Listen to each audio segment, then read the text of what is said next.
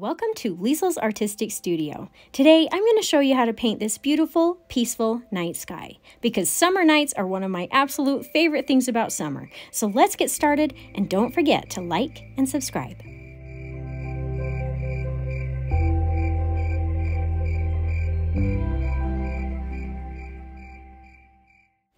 For our supplies today, we need watercolor paper, and I've taped mine down. We also need a clean glass of water, a paper towel, and a brush. I'm going to be using one medium-sized round brush for this entire painting today. You also need a piece of contact paper that has a sticky back cut into the shape of a circle. A milk lid works great to trace your circle with. I'm really excited to show you how using this little piece of contact paper can make a great moon for your painting, so make sure you stick around to see it.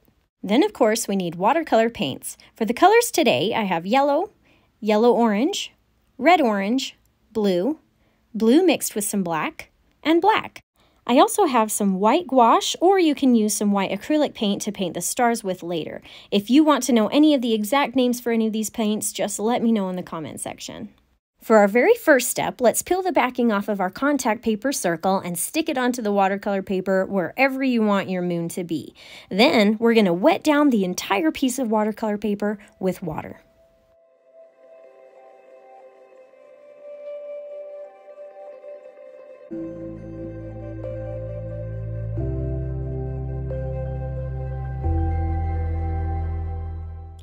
After your paper is wet, start adding color at the bottom and move it upward, with yellow at the base, moving to yellow-orange, red-orange, light blue, and then dark blue, intermixing and intertwining, and allowing them to blend together slightly.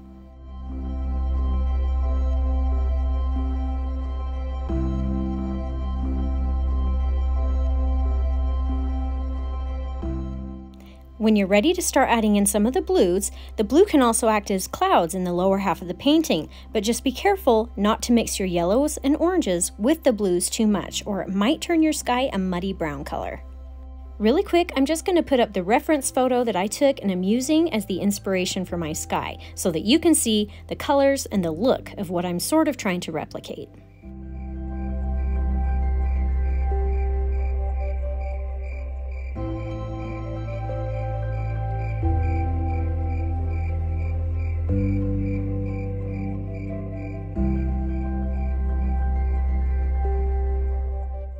Keep in mind that you want to make your painting darker in value as you move upward, having the darkest area right at the top.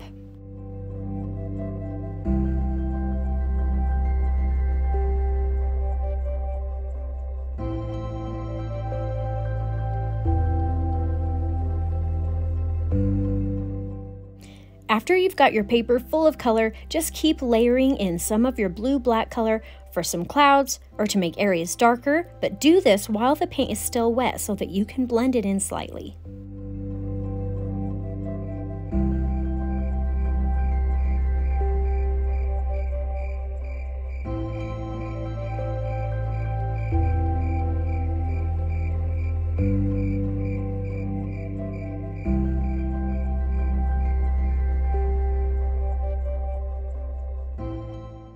Try to leave a few areas a little lighter in value to give your painting some interest and dimension. In fact, if you need to take a little color off to emphasize this, you can dry your brush off with your paper towel and dab some color off with your brush.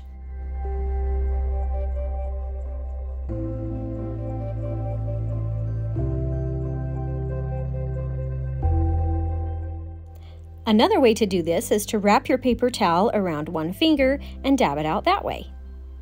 We're just about ready to paint our stars on, so to get in the mood, here's a short video I took of the night sky. If you look close, you can spot the Big Dipper.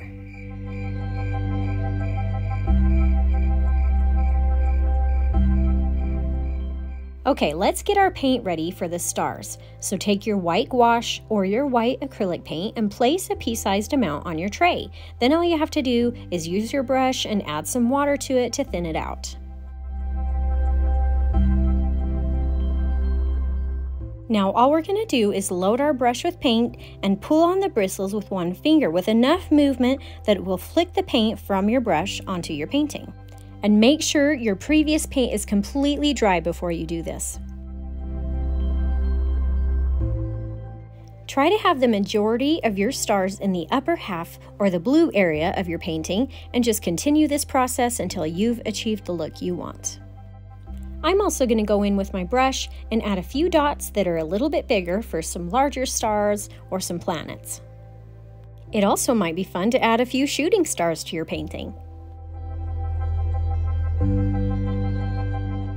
Now it's time to paint in a little bit of foreground. So I am going to add some pine trees using some black paint. Paint the trunk of the tree first, then start at the top, moving your brush in a side-to-side motion to create the branches, making them bigger the farther down the tree you go.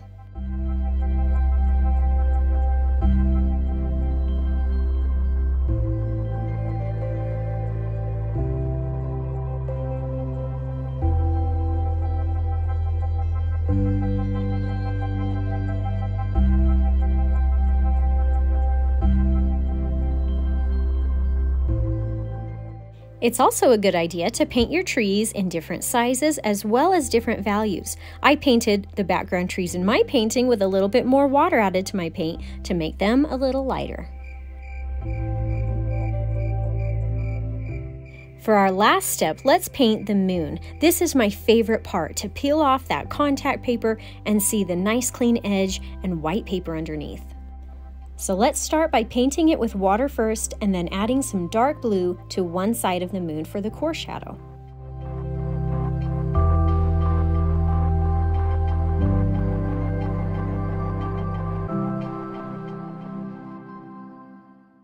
I'm also going to add in a few dots of color to give it the look of having craters. And here is your beautiful and peaceful night sky scene. If you enjoyed this tutorial, please consider subscribing to my channel so I can continue to help you discover your artistic side.